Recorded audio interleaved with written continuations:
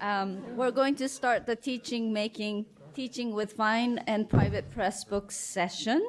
I'm delighted to introduce our next three speakers.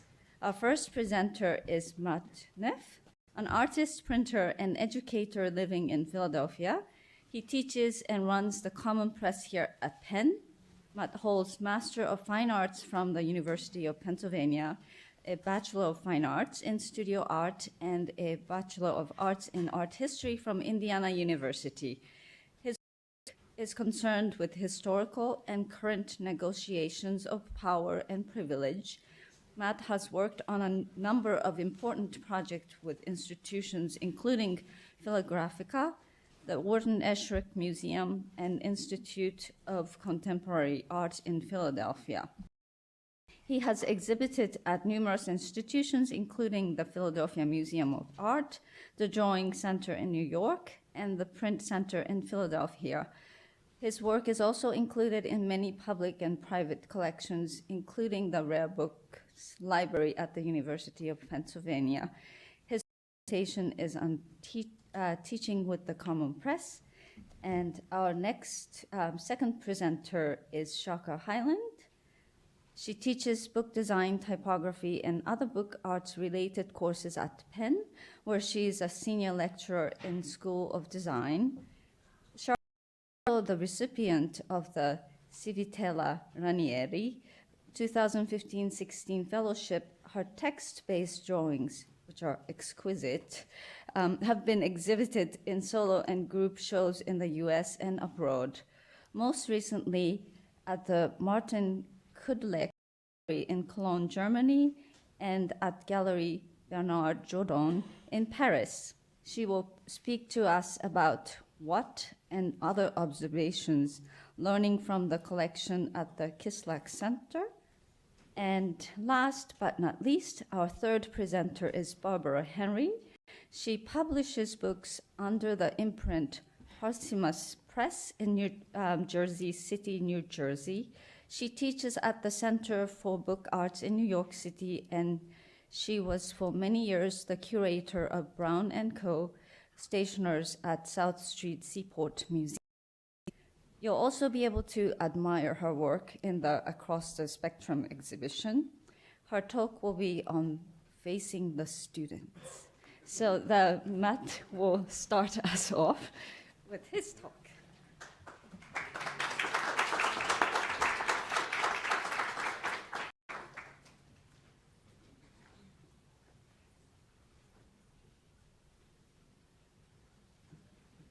Okay. Can you hear me?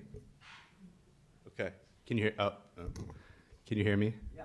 That's good. All right. I'll try to. If I start scooting back, just say go for it. Okay.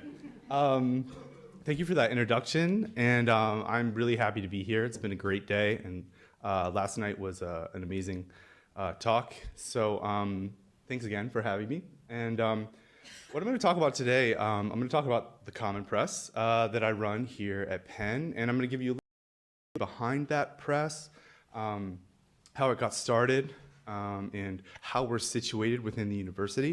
And I'm going to talk a little bit about what we do and what I do there in terms of teaching at that press, and then the kind of projects that we work on. And then hopefully we'll go there, and we'll see where it goes from there. But that's that's the main point. So we started in the spring of 2006. This is our 10th anniversary, and as you can see, we got Ben Franklin for that opening. He was really helpful. But in the fall of 2005, I had started here. I just graduated from grad school, and I had started pretty adjunct to run the printmaking facility here at Penn, which is located within the School of Design, which is just across the way over here. And about that time, three different entities on campus, the Rare Books Library here, the School of Design, and another part of the university called the Kelly Writers House, all got together and decided it would be really good and important for our students to have access to a letterpress. Learn how to set type by hand, also to be able to see these things in person. So there was a little bit of seed money, and that was basically like day one of my job. Can you find letterpresses, and can they be here in like a month, you know? So I got to work, and actually the first person I went to see was Mary Phelan, who's here. And I was like 12, you know, and I walked in and didn't know what I was doing, and she was really amazing, like so sweet to me, and really just helped me figure out what I needed at the time. And I can't say enough, and I always thank her whenever I talk about letterpress, because it also was an introduction for me to this community of a really diverse community of printers and artists and makers and collectors. And for me, coming from a fine arts background, I consider myself an artist first. And I sort of think that through while I'm teaching. And I also, whoops, I moved fast there. I also think about it when I'm working with students, for one. And I really try to encourage them to learn through making. That's an important part of my development as an artist. Problem solving through actually making things. There's a kind of way about many of the students at Penn, those of you who teach might have this issue as well, is they like to talk about things they might do. Or I'm thinking about this, or I'm reading that, which is great. They're not actually reading it, by the way, they're not. But they like to say, this is what I'm gonna do. But they don't really want to make it. They have like a lot of anxiety around touching things or around making things. So my main goal, it's a little bit different, you know? It's not so much about fine printing as much as it's about getting them to print and getting them to commit to making a decision. So they are here and happy, like really happy to make these book forms. This is a hilarious picture. This happens every time.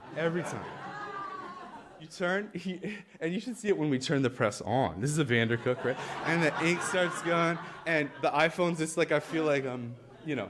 But they're not taking a picture of me, as you can see. They're taking a picture down. But the thing is, and I was just talking about this a minute ago, is every image for them, for the most part, is mediated through these phones, you know, or through a screen. They're really good, actually, at looking at things that are 2D. They're like programmed for 2D image making because it's all they do. They look at things, they decide what's good and what's not really fast. Something about that, when you can get them to access that part of their brain without anxiety, that they actually are pretty good image makers for the most part. In this sort of rectilinear form that the iPhone has taken on, you know, our screens take on, they're really good at navigating portrait, landscape. So we're cool, you know? That's the beginning of it, though, you know? But I have found, in all seriousness, that once we got them into the press, and they come from all parts of the university, that's another thing that I kind of wanted to mention is our program, or the program I teach in, which is in the undergraduate fine arts program and the graduate program, interdisciplinary, meaning there are really no concentrations for media. So students come in and they're kind of interested in everything. They know how to do not too much often when they come in, but the benefit to it actually is they're open. In my art letterpress takes so long. I mean, so does video editing. I mean, it takes forever. You know, animation takes forever. It all takes a long time. You know, I also make sculpture. That takes a long time. So when we sort of get the time thing, you know, out of the way in terms of the kind of commitment, they do commit to making things. And we also offer classes in printmaking and publications. We offer classes in you know, traditional things like silkscreen and relief, and the letterpress for us tends to fall in the middle of all of those classes. So in every printmaking class that we teach, we employ the letterpress in some way. Whether that be kind of more experimental printmaking way, sometimes we don't even turn them on, right? We just use the bed and the pressure to make things. But we also talk about what it means in our name, Common Press, what it means to disseminate information, the sort of power and history, particularly behind letterpress printing. My own work, this kind of history of power behind the press is ever present. So every time I pull something on the letterpress, I think about that. And I have them think about that. Like when you're making something on these presses, there's a history embedded, literally, in the print that you make. So once they kind of conceptualize that, then we're rolling. So let's see what else I have. Oh, look, there's Carolee. We did a workshop with Carolee years ago, and she was so gracious as well. That was when I was really into flocking to the letterpress prints, and I'm sure that, Carolee, I'm sure you were like, oh my God. But we did it, and here's a print that we made, kind of vibing off of vibe. Do you remember? That was a long time ago. I know, I remember. Yeah? Well, we still have it. When was that? 2000. 7. 2007, yeah. You looked the same, so young. No, I've aged. But anyway, so we made this project with a bunch of students where I think we had like some parameters for them, and they had to fit it within this one-page book form. But the beauty of it was I was collaborative in the sense that I prepped this image before you even got here, sort of thinking about your work. And that brings me to the other kind of work that we do at the press. And this is when Johanna Drucker came to visit. There was a graphic design class that really took on her, was reading some of her work and looking at her book. Took on this idea that when she was coming or when she was here, they were going to just make a multitude of books, different versions of her books, like with her own criticism, which is kind of an interesting project. We also partnered up with the MFA program. I work with those grad students a lot, and they did 6-word artist statements, 6-word memoirs. If you don't, it's like a really funny thing. But 6-word artist statements that we bound into a book. And the 6-word artist statements really were, I actually do a 6-word project every semester now, but it really gets them to sort of condense their ideas. And it's so nice to set 6 words with these kids, because they feel like they can do it and we get through it, the project. Early on, we also got really into laser cutting because we are part of the School of Design, and we have a whole architecture department. And I heard earlier, like the 3D printing comes into it. We printed off 3D stuff, medium. They make pretty medium prints, I would say. But no, but we have architects, who are designing buildings and then making these little 3D printed models and maquettes. And then what we can do is they stop that printing about type high, and then we print those. Or we laser cut into wood. We also laser glass. We laser cut linoleum. We also hand cut all that stuff as well. And the most interesting thing is having a student do both. Not saying you can't laser cut or you have to cut by hand, but just offering both and letting them kind of figure out where each sits. And that's also part of my teaching philosophy, is to kind of figure out what that student wants to do. And that came up a little bit in the last talk, is that find the form and really find some content that you want to make work about. And once you start making work that you want to make, it just starts to open up. I mean, it took me a lot of years to realize that, I'll tell you. But once you get to know yourself as an artist, you can kind of really make work. Another thing that we've been doing is printing out of the collection here. Lynn has been an amazing support to us. And every once in a while, a project will come up where we will print things that are here. So this was a project done. I was just sort of assisting on this project. David Comberg, who teaches here as well, did this project with a group of design students where they were rethinking the cookery collection here. And so they were taking these recipes, resetting them, and then we printed a folio of cards. It was cool. It was a fun project. I also worked, when was that, 2010. Lynn and I worked on this project to work with the Warden Esherick Museum, which is just outside of Philadelphia. And if you've never been, you should totally go. It's an amazing place. But more on Esherick later. But the thing was, I was able to go to Esherick's house, and we looked through their collection of his woodcuts and wood engravings. And they were generous enough that we just took them in the car, I think. I took them in the car here and started printing them. And some of them had never been printed outside of his press that's in the basement studio. It's an old hand press. which at the time was broken. So I refurbished that press, and we ended up making some prints in his studio on that press. We made a folio of 12 of these woodcuts. This is one that I think had never been printed. I think it was rejected back in the 20s. I think so. But anyway, there were several that had never sort of seen the light of day that we resurrected in that project. Another thing that we started doing were self-generated common press projects. This was I think our very first one. Yeah, and collaboration came up earlier. I will say that as an artist, I have many, how do I want to say that? I have many sort of artistic practices. I wear a lot of hats, I teach a lot of different kinds of classes. I have my own studio where I make work in sculpture, photography, print. Every time I go to make prints, or I think about making prints, I think of it as a collaborative effort. It always is in some way. And so for this project, I got a bunch of folks from around Penn, from our partners at the Common Press, and we made this book. So this was early, maybe 2006. More recently, we made this book, Chimia, out of the collection here, the Edgar Foss Smith early chemistry collection. Amazing, amazing collection. So we actually printed blocks that were here at the library. And then 5 artists chose an image or a block or a story from that collection and responded to it in that book.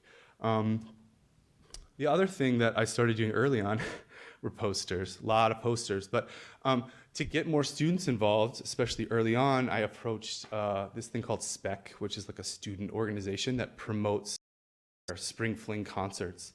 And I said, hey, why? And there had been a history here at Penn of printing posters. I mean, if you go to the student union, there are these amazing, beautiful posters from like the 70s and 80s that were, most of them silkscreen, but like killer posters. And it had sort of died down, and the marketing crew for whatever artist would bring crappy posters. So I said, what if we just started printing them, limited edition runs, and the students got way into it. So then, we would print like 200 or something, and then bring them to promote the concert, and then the artists would sign them, and they loved that, And this is kind of like William Morris has been coming up so. This is like our William Morris throwback, little agitation in his image there with some digital interference. But we started doing those. We also did some for like Snoop Dogg, which was a huge hit. They love that. But trying to keep the letterpress really relevant, sort of a kind of agency behind the press is always what I'm after. I mean, they could just make prints, but the idea that they have a kind of investment in the prints that we're making, it has always been helpful to keep the energy level up. This is something that we did, just a book cover for a publication that Urban Planning was working on. Around, what year is this? Oh my God, 2008, maybe 2009. I started doing prints with artists that were coming to Penn to give visiting artist lectures, or who were just kind of around, and I'd pull them in. This is a book that I made with Charles Burns, who is local, a graphic novelist. And so what we came up with is he actually did a series of, I think it was 12 drawings that were sort of riffing on his heroes. And so these drawings are actually, they were new drawings at the time, commissioned for this book. He made the drawings, we made plates, and printed this very austere book of just his drawings. It was also around the time that we had Art Spiegelman here for a visit, which was a trip. And I learned a lot from Art and Francois about, they used to print on an offset press, they used to print themselves. First editions of comics, and they were like way into printing. So I had made a print for Art at that time, and met Charles, and sort of just snowballed. This is a print series that I did with David Carson, graphic designer, who happened to be here as well. And what it would turn into is they would show up, I'd convince them, like, hey, let's make a print. And they would come down to the shop, and then a bunch of students would come and either assist or just hang out. And every time this happens, it's always like crazy for me, but it's fun, And the prints that we make with these folks are really valuable, I think, for us and for the student and for our archive. I guess this might be my last image, but this image is you know, like a piece of make ready or a piece of a paper that we keep around. It's sort of like a way, if you print letterpress, you kind of keep these things around. But I always liked it because this is dawn of a new era. And we are having our 10th anniversary this year, which I actually can't believe.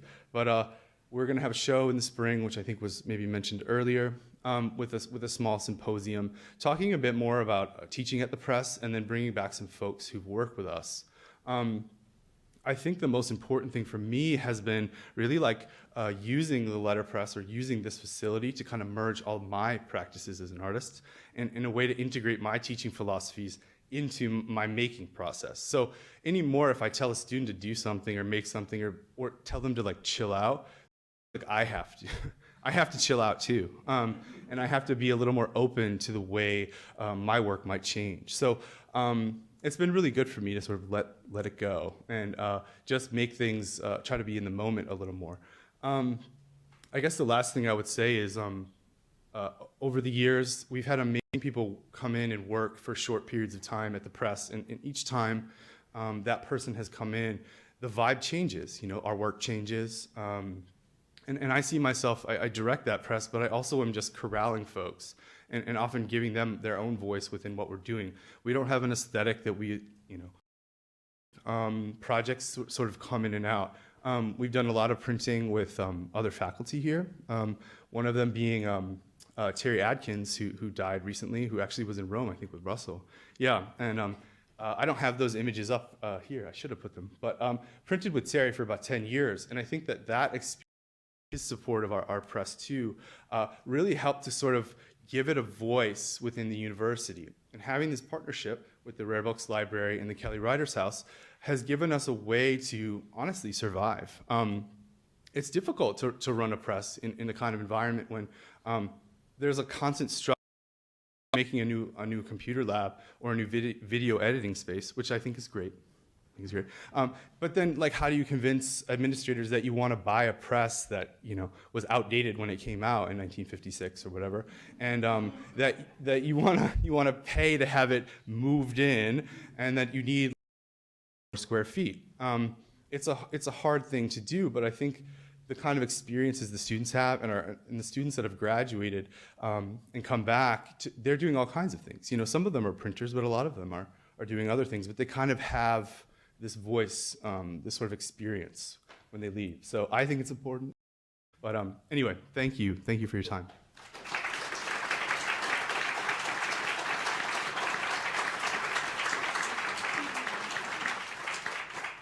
As Matt had mentioned,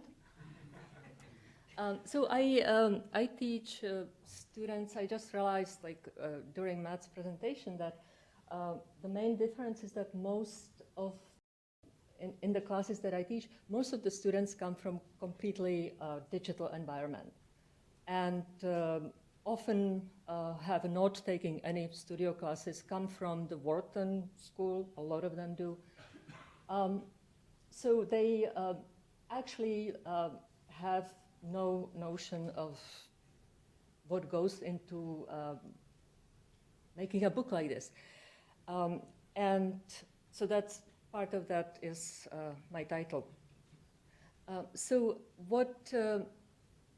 when I teach book design, part of course is teaching about the history of printing, history of design, history of typography, but it's not kind of a separate part. What I try to do is to teach backwards, to take them from what's present, from what's now, and following it backwards, rather than starting chronologically in somewhere, you know, just plunging them into Middle Ages and looking at manuscripts, but rather discovering what is the thread, what is the connection between what we see now. So when we start with looking at books that they consider really cool, and so this is Mark Danielewski books from last 10 years, 15 years maybe, using typography in very unusual ways. So this seems like, I mean, it's something that seems new and like they haven't seen it before, and it is pretty cool. I mean, it really is cool because it's not just a formal exercise. It's the prose thing is completely integrated with the form. But the point is that the aesthetics doesn't come out of nowhere, or that Mark Danielewski has not invented it. So what is the way back from that? So what is unprecedented in this since like the 1980s is the designers or writers, the producers, control over the medium. Because before that, unless you happened to be a printer, also in addition to being a writer, so there was a division of labor. So with the advent of personal computer, this aesthetic that again did not originate there, but I would say was reborn. So going back through the 20th century, of course, the fine arts presses looking at historical examples, but even things like Bauhaus that seemed to be completely new and radical and modern. So these are the two, on the left, that's like the short-lived spiritual Bauhaus, and then the one fully embracing the new aesthetics. Once again, that does not come out of nowhere. And even the famous, the most notorious fight about typography was Jan Tschichold fighting with himself. After the war, I mean, no one was saying anything, but he accused himself of being no better than the Nazis because he was just so militant about proposing this new typographic style. But of course, both of these, whether the first, the new typography, and the one that he reverted to after the war, both come from historical examples, except they come from different sources. So here is just, we do case studies in classes where I ask students to bring books. So this is about annotated books. Books that we are familiar with, that we look at every day. Where does this come from? From here. Not only from printed books, but from manuscripts before that. And all of so the point being, not that, you know, there's nothing new or nothing original, but that the only way to create something original is to reimagine something that is already there. So, so I bring students to the to the collection here and kind of terrorize John, and he has a lot of stuff, and the students look at it and are shocked and amazed.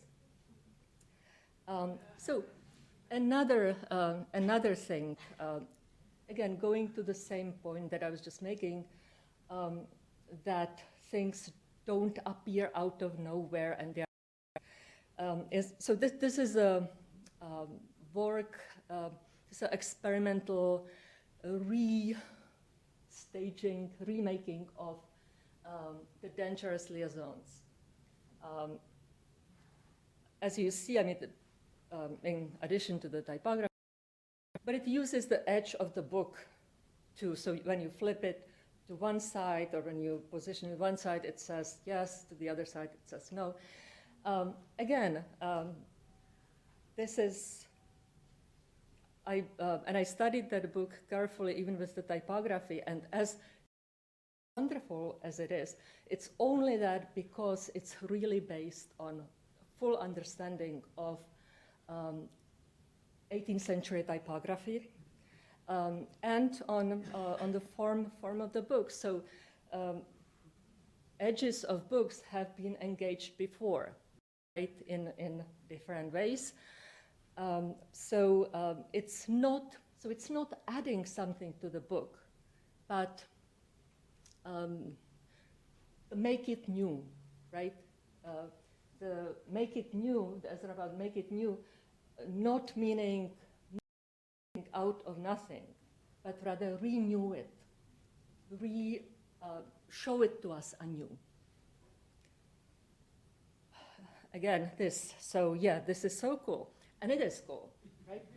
So this is a book that has photographs, illustrations printed inside of the folded, uncut leaf. Now, it's not really, to most of us, it's not something exceptional or surprising that books were printed like this and that there used to be cut. You had to cut them, right? But it's completely surprising to the students. It just did not, that doesn't crosses anyone's mind, right? So once again, and I find that that's one of the reasons to teach, that things become surprising again, that they become new. To me, the most cool thing is this, that really, I've been trying to find out any other example in material culture that has changed as little or not at all as a book. Now, I could have also shown, someone talked about the electronic book, which is another example of yet the same page, even trying on the screen to make it more like a real book, emulating the color of the papers so that it's not this white shiny and all that. So we read The Crystal Goblet by Beatrice Ward, which, just I'll recapitulate, it's a metaphor about the invisible printing. That print is invisible, that's the traditional form, and so she gave this lecture in 1930s in London, and it's,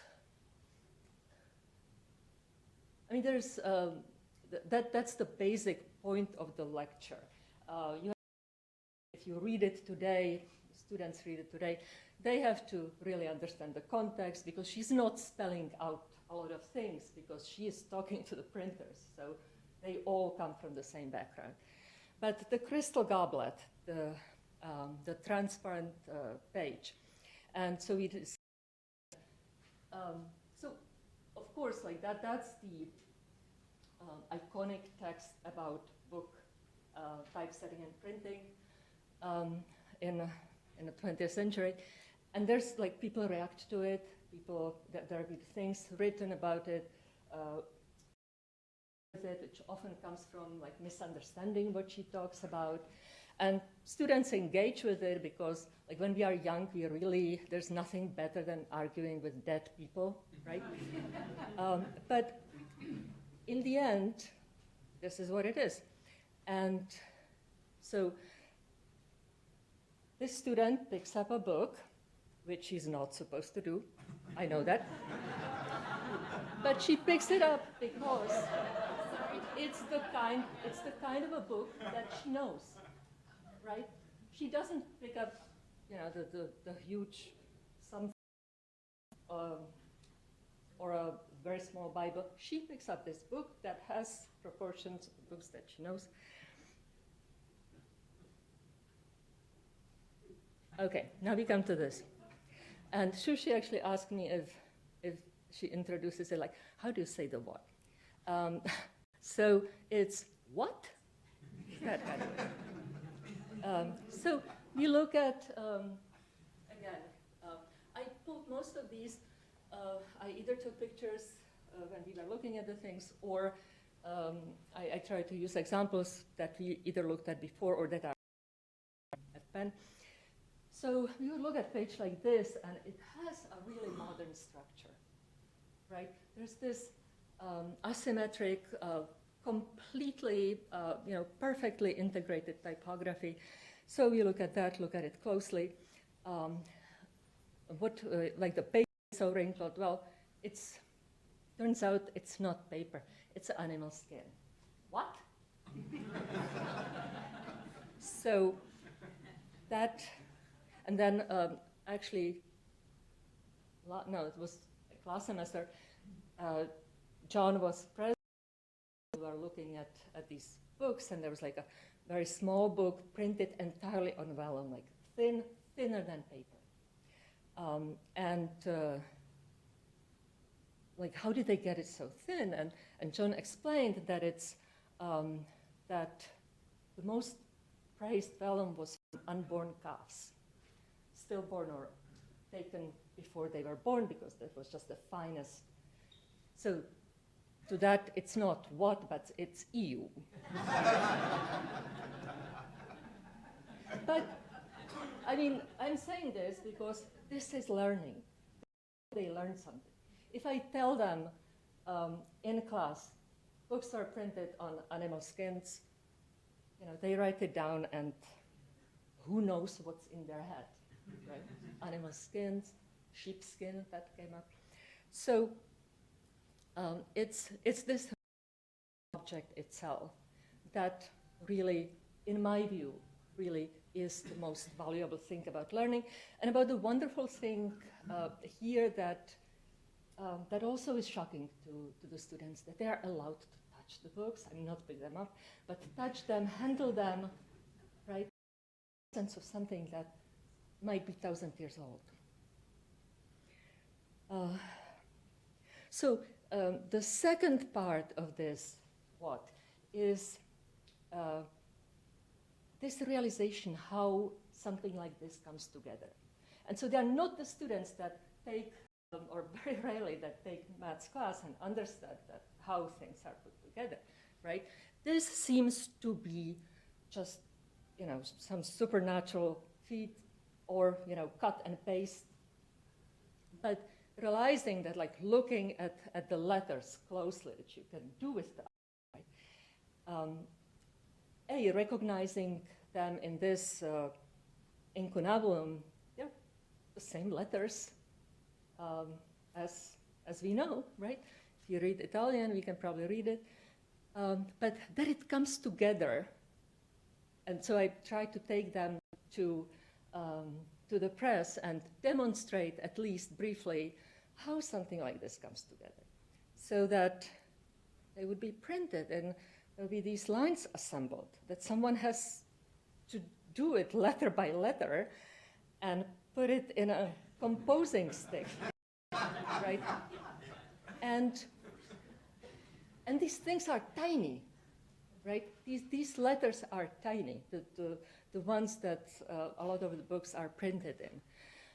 And they might have 400 pages or more, and that's how they're made. So that's kind of shocking. And again, it's the seeing it, the touching it, the realization, this is how it happens, and the kind of understanding it not as an idea, but as an experience. Okay, and just something must have happened, or maybe he just got distracted, was a comment. So we looked at this book, right, which is, I think, early 16th century, heavily annotated book. Now, heavily annotated until you get to page 45. After which, it's pristine, okay? And so we all have books like that at home, right? And so when I was putting this together, looking through the pictures, I realized that was the book that Esther was holding in her hands, right? Like, everyone has shelves full of books that she interacted just like this person 500 years ago. And so what do you don't necessarily learn a historical fact, but you connect to something, again, in a way that you don't otherwise, unless you are in presence of the indexical thing, the almost auratic object. And that's all.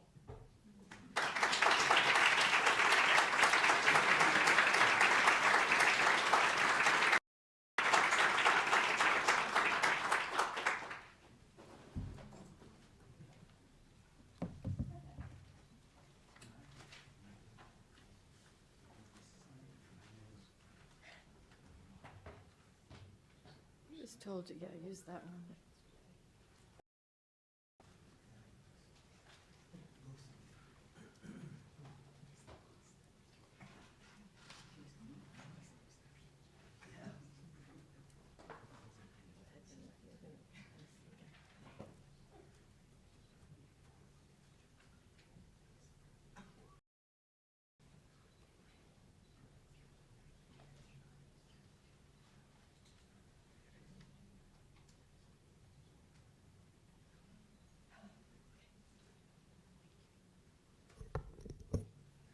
Hello?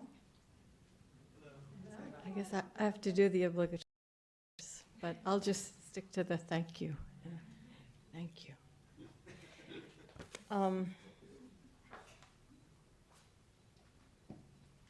So, facing the students is hard for me. So here's a class. I teach at the Center for Book Arts. I normally have either weekend classes or a class that lasts for 5 days, 10 to 4 p.m. with a 45-minute break for lunch. That's not a lot of time to teach something that used to be a 7-year apprenticeship, and before that, probably your life between the time you were 7 years old and 16 or 17. So, yeah, facing them is hard, because I really don't have any faith that I can teach them a whole lot of stuff in that time. But what I want to teach them is they can come back and learn it by themselves after that. So I have usually a pretty good range of ages in my classes. I'll have younger people and older people. Sometimes I have men. Mostly they're women. That's just the way it works out. And here they are waiting for me to show them how to bind what we've printed, and that's my particular weakness.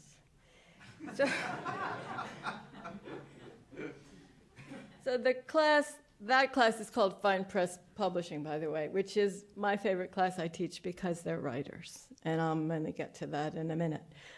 This is the Center for Book Arts. This is the print shop area. That's Nancy Lober working on her new book. And so that table that we saw in the other photograph is the same table that Nancy is sitting at right now. And you'll see we have type spread out all over. And here is our row of Vandercooks. There are 6 of them. They're all in various forms of working and not working at any one given time.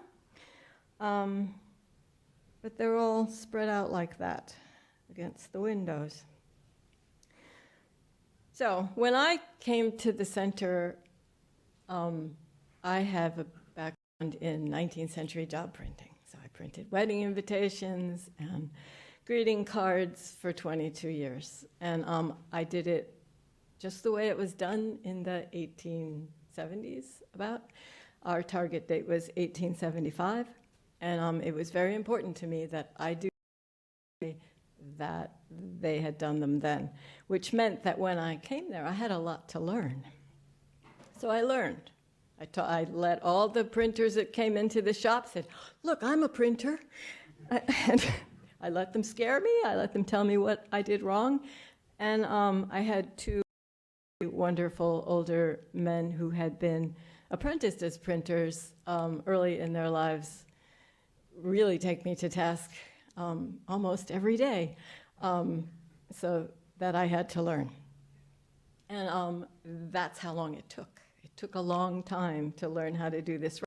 The fact that I had sort of learned from Kay Amert at the University of Iowa for 2 years, and then once I got out in the real world, I realized how little I, in fact, really knew. And that's why I'm afraid to face my students. When I went to the center was, I realized that, again, I had another step up of learning to do, because I knew how printing was done in 1875, and they didn't even have Vandercooks. So Ronnie Gross, who also teaches at the center, is a good friend, and I collaborated on what we called the Vandercook book, and we put this out in 2009, which was the 100th anniversary of the Vandercook. And what you're seeing here is the box with the little booklet open to the essays, and that's my essay with the photograph of moving my press. Every printer has a moving press story. And the things on the right are the 30 stack of 30 folios that we asked people to do. So we invited people to contribute a folio of what they considered their best work, or what their most representative work. We tried not to give them too many rules. We gave them a size, but we had already picked these people because we thought we could get a range of techniques that way and not get a whole bunch of things that were all the same. And in fact, we got a wonderful range of things, and they're all different. The thing on the left is a little booklet of exercises, and that was part of my learning experience. And I actually tortured 3 classes with this project, because diagram there, diagnostics. One of the main things I was always interested in as a craftsman was to get students to understand the relationship between impression on the press, amount of ink on the press. That's not an easy thing to figure out because they can look the same. Magnifying glass, generally, they'll look different. So I actually had a class print this thing, and we had some trouble making them bad enough. You know, you hate like undoing all the mechanisms of the press to make it not work, but it had to be done. And it kind of works when you see it. I mean, you can't see it in the slide, but when you look at it up close, you can kind of see the difference between, say, too little ink and too little impression, and especially helped by the fact that every student, there were four students in the class, everyone said a different typeface there, and some of the typefaces are worn out enough that when you put a lot of the letters just vanish. So that was a helpful hint. But I went away from that experience with kind of a bad taste, thinking, I really have tortured these people, and there must be a better way for them to learn this than for me to like tell them every step of the way what they have to do. So I'm grateful to those people for doing this, but I won't do that again. So back to fine press publishing. So this was a class that the center started in the early 2000s, and I wasn't there at the beginning, but I think it was originally a weekend where people came by submitting writing samples to the center, and they were read and evaluated, and the top, say, 8 students were picked for the class, and they did not have to pay. So they had a weekend workshop that was free to them, and one of the things that the center wanted to do this was to introduce a little more diversity into the student body, because we were getting all the same kinds of students. And this way, especially if they didn't have to pay, you could get people that ordinarily couldn't come and take the class. And that was a valuable thing. So it was a grant program, and it was originally paid for, I believe, by the humanities grant from NEA, but now it's paid mostly by NISCA in New York, Department of Cultural Affairs, something like that. Anyway, these questions can all be addressed to Alex Campos, who's here, and the director of the center, and probably also to Richard Minsky, who's our founder, who's also in the audience. Think how scared that makes me. Now, when I came along, they had already figured out that this would be better if it took a little longer. Because as students originally were just printing a little card, they're about 5.5 by 8. of their own work, a poem, a very short poem. We had a very strict 50-word word limit to what they could do. But that wasn't very much. So first they put an extra evening onto it so that they could come in and get the hang of it the evening before the weekend and then come in and set type. But now it is a 5-day class, which makes it a whole lot more manageable. And these are the covers of the portfolios that the students make. They're just folders. They're not very complicated. There's just one piece of paper folded one way around the cards. And we use let's see if I have that.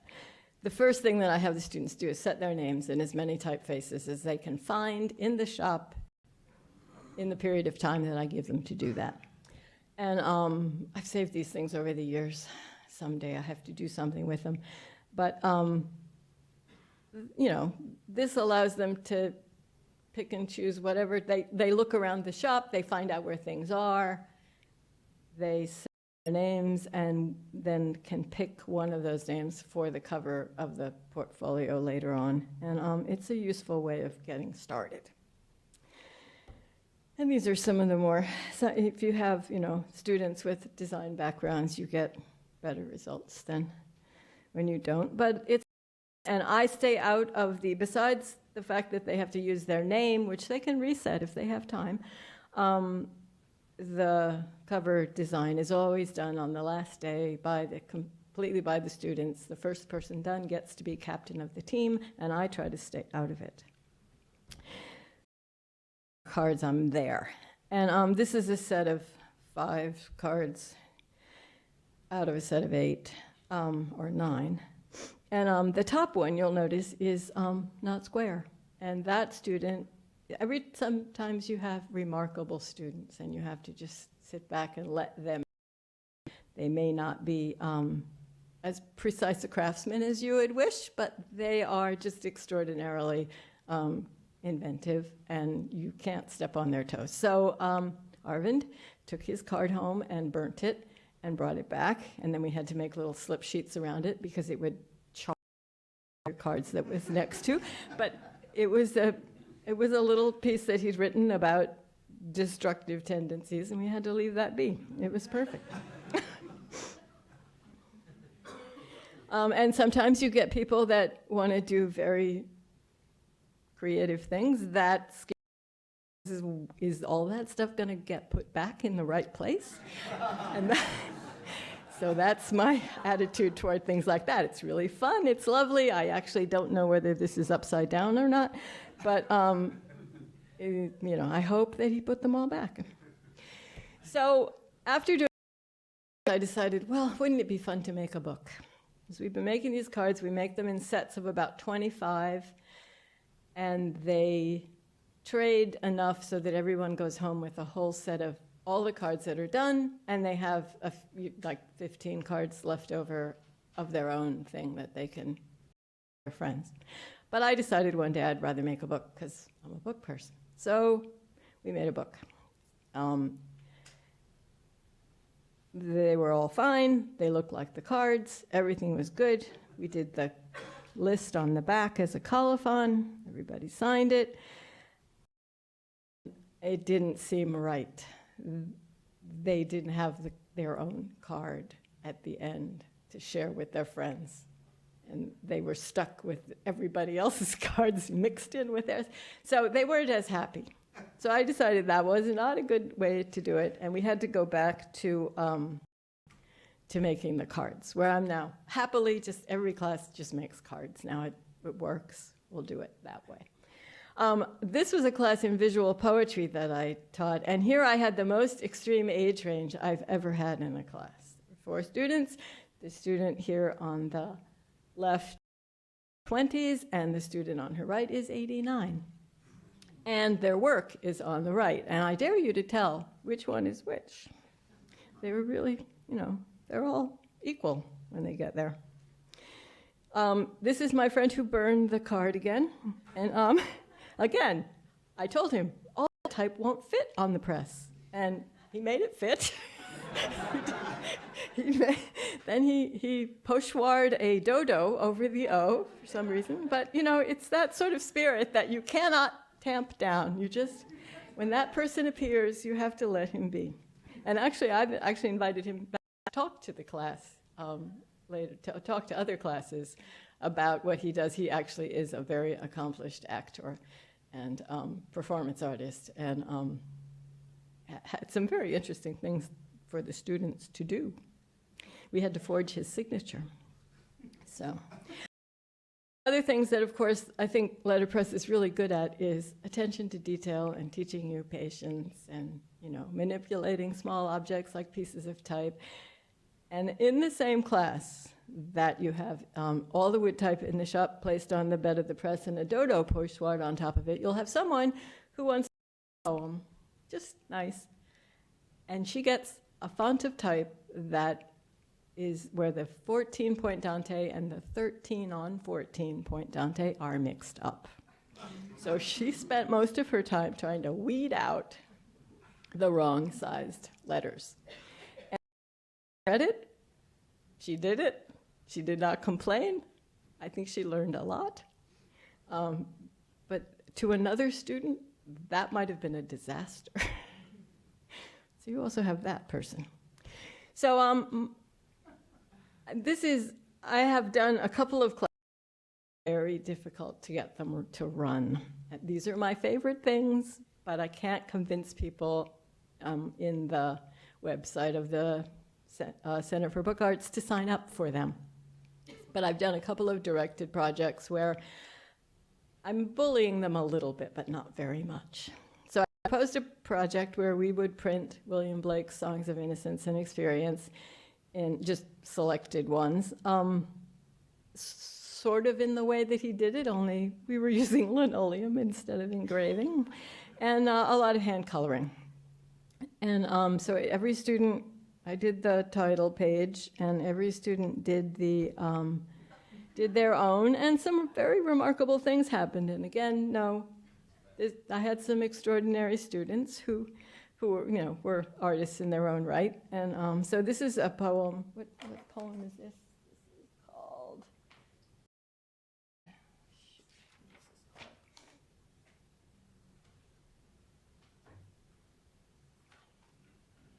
The Garden of Love, and that's from Songs of Innocence. So there's Batman. And this was done by Delphi Basilicato. And it's very nice. So he hand-colored it all with markers and things, and was late in delivering it, so. So here's another example from that same portfolio. This is called A Dream, and this is a person who's done a lot of novel-type work. And this was a very young woman who did this one. And here is one by Sarah Nichols, who used to be our programs director. And she did two poems, The Laughing Song and The Poison Tree.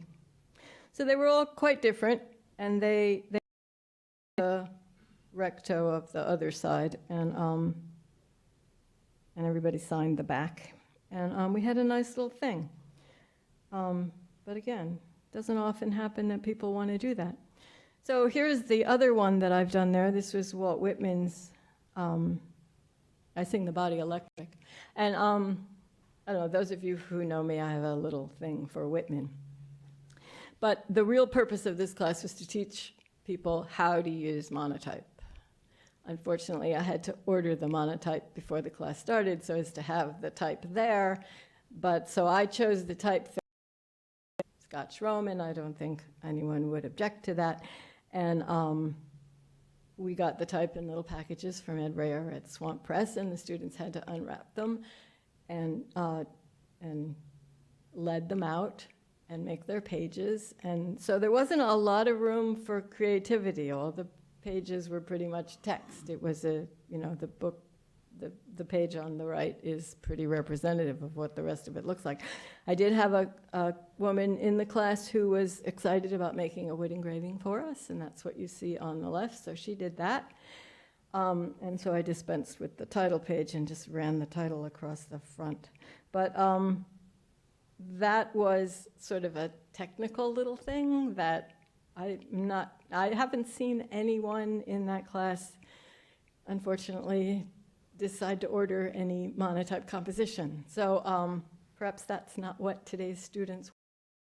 I thought it would be a useful skill to teach, so I did. We did have another student in the class who was interested in binding it, so she took our forms that had already been printed and printed them again in green on a strip of paper and ran that through the covers. So we had a nice leaves of grass cover. This is a picture of Karen Carbonaire, who is a Whitman scholar and a very good friend of mine, who I go every year to Columbia. She has a class at Columbia every summer. She takes on walking tours and shows them how where Whitman lived in New York and what he did. And actually she does not only Whitman, but also I think the Beat poets. But we spend a day in Butler Library looking at all the first editions of Whitman's books, of which they have a wonderful collection. I come when Karen asked me to write a bibliographical analysis of the 1860 Leaves of Grass, I noticed that one of the poems seemed to be about typefaces. And she told me that she didn't think that anyone had thought that before, so that set me off on a project that took. But in doing that, looking closely at the 1860 Leaves of Grass, I found 2 typographical errors, which I thought were very interesting. There are no typographical errors in the text of that book, I swear to God. I dare you to find them. It's a very clean, beautifully done book. It was the first book that he had commercial publishers to do.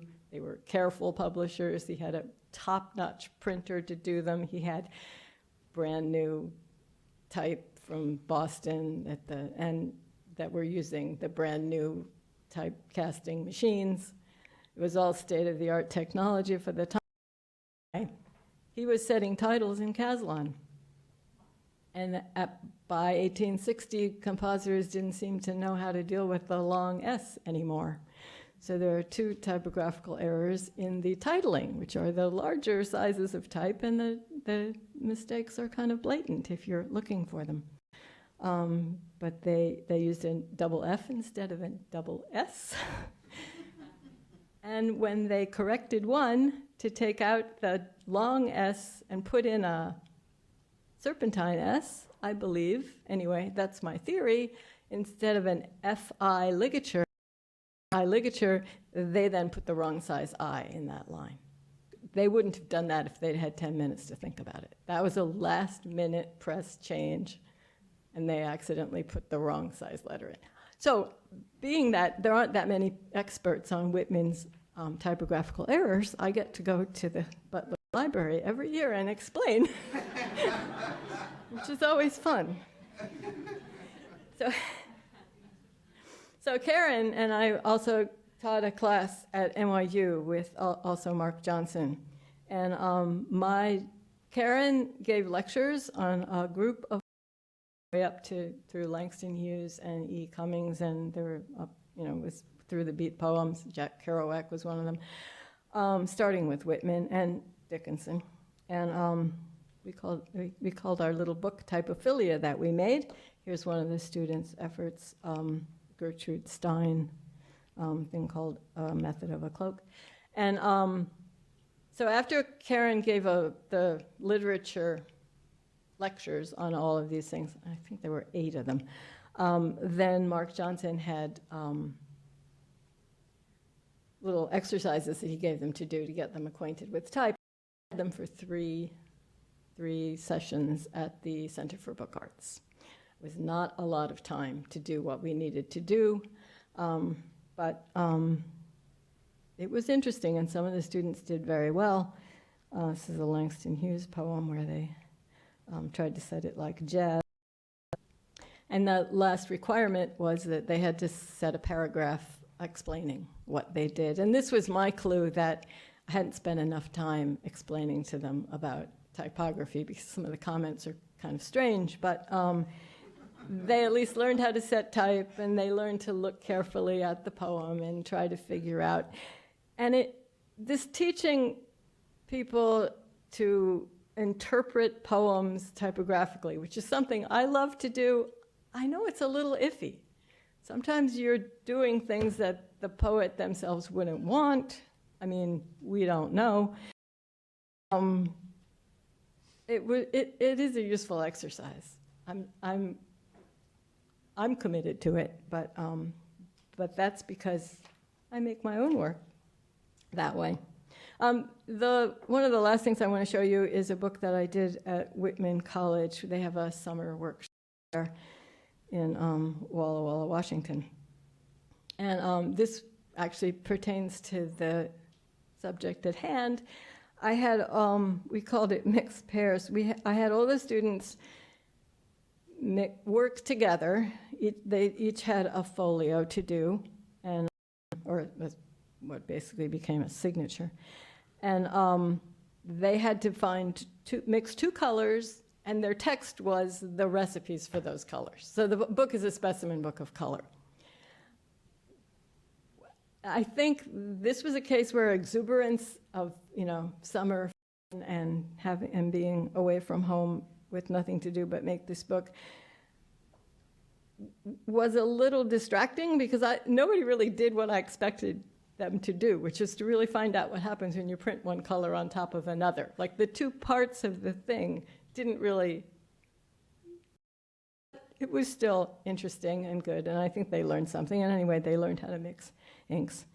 And and they were all different, and two people had to work together, and so some people chose to work together on both images, and other people split it up, and it was I think it was a useful, really fun little book, if you're interested in color. So the last thing I want to leave you with is one of my particular favorites, where I had absolute control over what the students were doing. This is at the center, at the South Street Seaport Museum at Bound & Company Stationers in a long time ago. So what we did was every student printed a page relating to book production, bibliography, libraries, something about books. So anyway, this was my favorite one. Love the little trade which you have learned, and be content. That's it.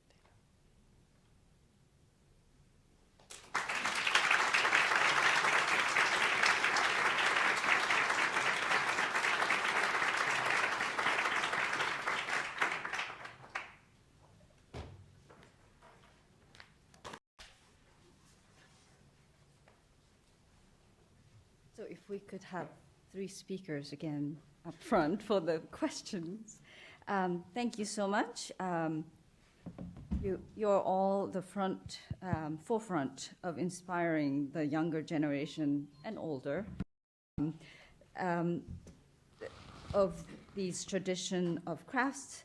I was thinking about almost redefining the word preserve and preserving, and I have a question for all of you. Like, do you feel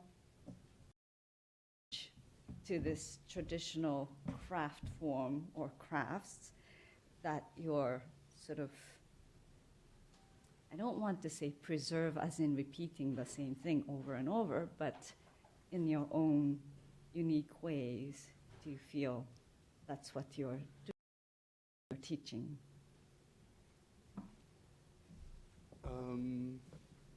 Can you hear me? Okay.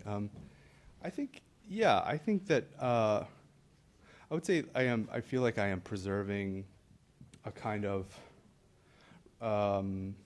respect for the history of materials and a kind of knowledge about. I think Sharka put it really well about that moment where they're like, "What? This is how this was made." They actually can't really believe it, and I think that's important because it also opens up ideas about, for me as an artist, like when they're making something else, they might question what that thing is. If they read something on a blog, they might question where that came from or what it's about. So for me, it's like a larger kind of issue. The more they know about the things they use every day, the more that can kind of open up conversations. But I feel like in terms of letterpress specifically, it is entertaining. for me to sort of share. I like sharing that stuff with them. And, you know, I'm young I learn constantly, like, from everyone else. And one of my favorite things is talking to people who printed in the industry who are, you know, in their, late 80s. And hearing, it's funny to talk.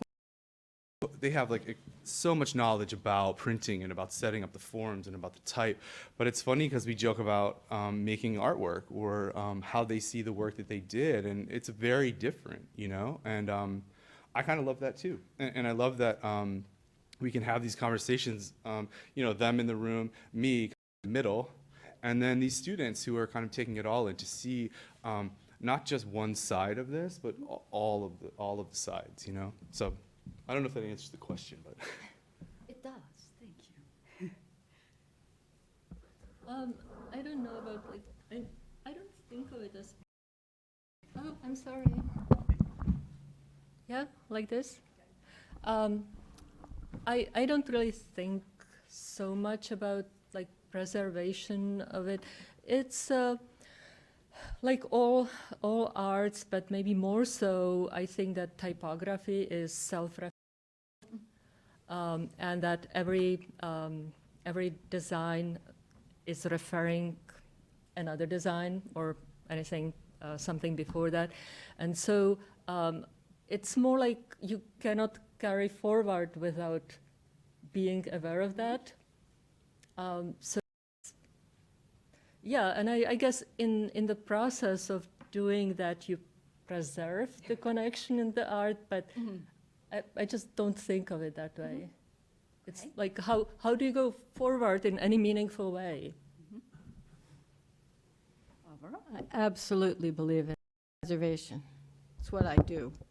I set type the way I believe it was done. Sure. Historically, and I think that makes my life easier when I want to express something from that happened yesterday. But yeah, that's how I feel.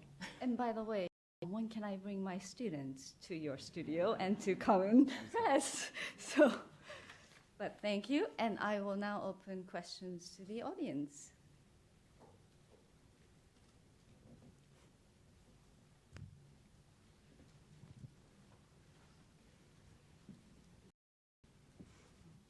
This is a question for Matt, but also if Sharka or Barbara, you guys have answers to this as well, obviously, go ahead. But I was thinking about what you were saying about the lack of realization of the multitude of ideas that your students have, and I was wondering if you had any idea why those anxieties persist, and if you found letterpress to be an effective method of breaking down those anxieties. Why do you think that medium is a good resource for that? That's a good question. I guess that comment also specifically teaching here at Penn, I would say. I would assume that it exists across the board in terms of, I mean, I think at least in an undergraduate education, my students, like Sharka mentioned, come from the nursing school or Wharton or biology, and they want me to tell them how to do something and how to get it right in a very concrete way, you know. And I don't do that, and they hate it at first. I'm like, I don't know, I kind of, it's a song and dance. But the idea is that they start making decisions on their own and problem solving. Very anxiety inducing. You have to put yourself out there, you know. In the classes we teach, the studio classes, we do these like the critique format where. More so than hearing feedback, the idea of presenting your ideas, verbalizing them with a visual component is very anxiety-inducing for most people, you know? If everyone had to come up and say, this is what I've been working on, it's hard to do, and I think that for me, that's a part of the class as well, is learning empathy and learning how to talk about what you're doing and then talk about what others are doing. So in that sense, I feel like it's my job to reduce the anxiety, if I can. I experience a lot of that. And letterpress can be excellent for it too, like depending on your personality, right? Which we saw in some of the presentations. Like I have some students who are so focused, you know, and will fix every typo. And some are like, can we turn the type upside down, please? You know, they just don't even want to. And I think that that line, you know? So again, let them do what they want to do without breaking things, which they sometimes do. I love the comment about if they put the type back or not, because no, they didn't. In my experience, like the ding, you know, but I don't know, it's become, you know, because I teach other drawing, other forms of printmaking, and I teach these interdisciplinary studios, which Sharka does too a bit, but like this idea that like they have to also be able to talk about photography, video, performance. How does that relate to letterpress? I mean, where does letterpress fit in when someone next to you is showing a video? It does, and I think that it's learning how to have those conversations and building your kind of scope. Next question. Jean-Francois? This is a question for Matt, just a real quick one. That was a lovely tower of Johanna Drucker. Are you? No, I don't have all of them. For the people, Lynn, do we have for the do you have People's that? Library, maybe? I may not know where those are, to tell you the truth. For the Nation's Library, maybe? I do. You know what I do have? You know what For I the do? I good do of have the a American people? I have a Drucker print that we did. We did a print with her where everyone said a line and we changed the color on the press every line. We have that. But Lynn has that. You can speak to my.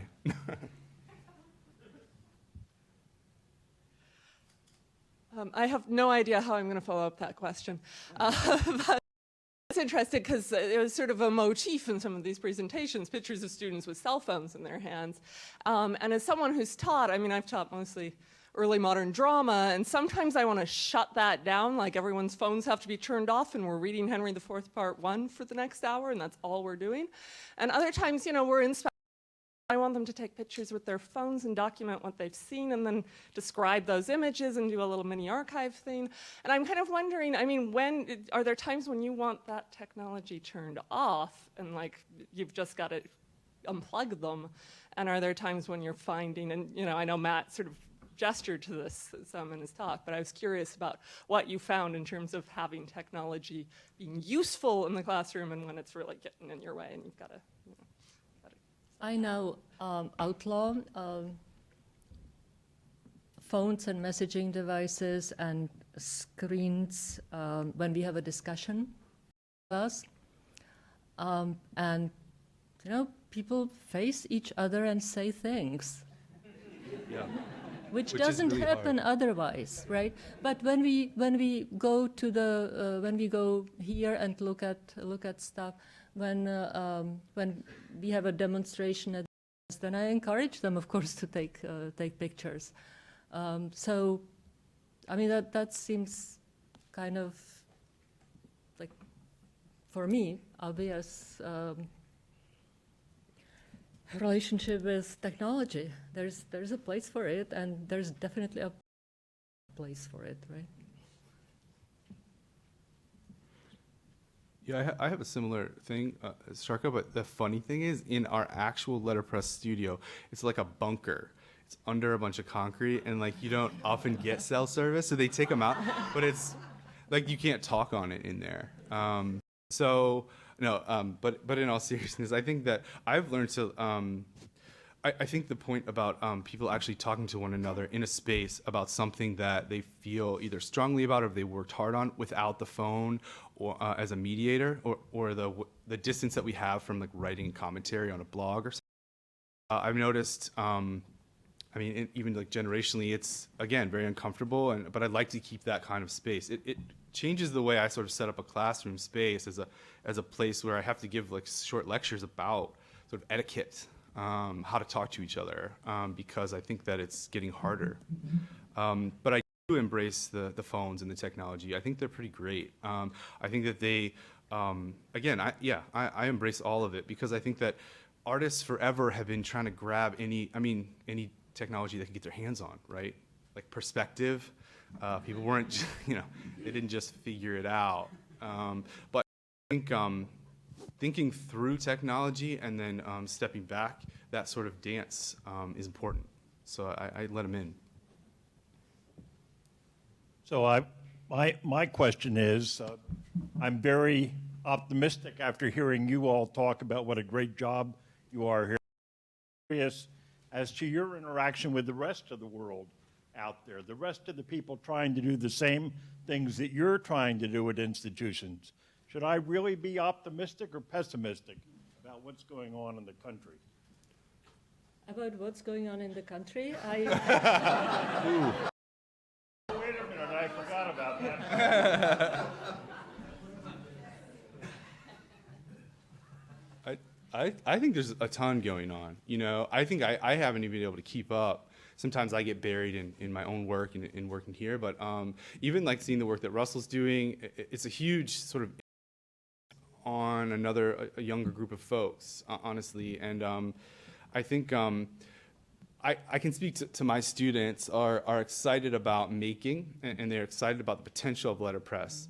The students that I have here are not specifically just dedicated to letterpress or making books, but they have a kind of behind communicating, I would say, which in some ways is like all I can ask for. And there are a lot of letterpress programs that, like I will say a brief anecdote is that before I started the letterpress, I had an ultimatum basically that the printmaking facility had one more year before they were closing it because it was, you know, a lot of equipment, a lot of space, kind of a dump. No one was taking the classes, and the letterpress is what reinvigorated it. I mean, it was a lot of me being like, come on. But it really were those presses, honestly. I mean, I would not be sitting here today, obviously, if I didn't have the presses, but I wouldn't have to have a job or been able to access the kind of students that I've been able to access without the letterpress. I mean, silk screening is great, and I get a lot of students, but it wasn't doing it, you know?